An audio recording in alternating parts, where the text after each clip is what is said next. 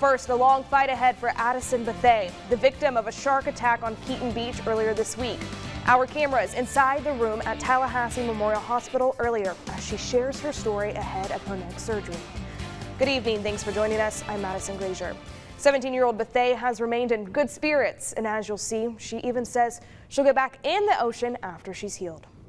I've always been told that something will happen that's like switched like that. This was definitely that situation. Perry native Addison Bethea started her Thursday on the water just like many others ahead of Independence Day. So we were scalloping for about 2 hours, and we went to the last spot obviously for only 15 minutes, and we were going towards his boat, and I felt like a tug. The tug of roughly a 9-foot-long shark coming seemingly out of nowhere. And I tried to push it off of me and punch in its nose, but it was at a weird position where I couldn't punch its nose good. And then it kept trying to drag me under because we were in 6 feet of water. Her brother, Rhett Willingham, was nearly 8 feet away from her when the shark attached itself to her thigh. I heard her almost yelp, and I stood up to turn around and see what was going on. It sounded like something scared her, and she was under the water.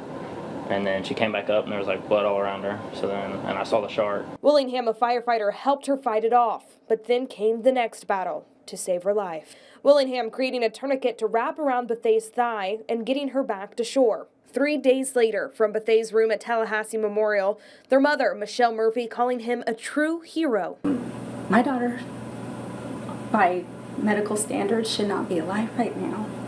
I know that just from everybody that it's a miracle that she survived this, and I know if Rhett hadn't been the one that was with her when this happened, we might have a very different scenario right now. Bethea's story quickly spreading across the country. She says that the support from people all over has helped her through this process. It's just insane because I've seen other people be supportive that went through stuff, and I never thought it would be me. I never thought I would have to go through that situation. And now that I'm going through it, it's just crazy to see all the support that people show. But the most meaningful bond is right here at home with her older brother. We've always been close since forever, so this just brought us somehow even more close. He's always been by my side. I've always looked up to him. And despite the challenges ahead, her love of being out on the water remains. Don't be scared of the ocean. I've had so many people comment on my Instagram that oh, I'm so scared of the ocean now. I was I'm still going to get in the ocean when I heal, get better. I'm still going to do what I love, but don't just let fear overtake your life.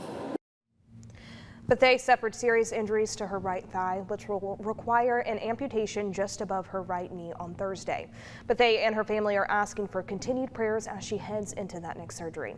There has also been a GoFundMe page started to help the family with medical expenses, and you can find that link on our website.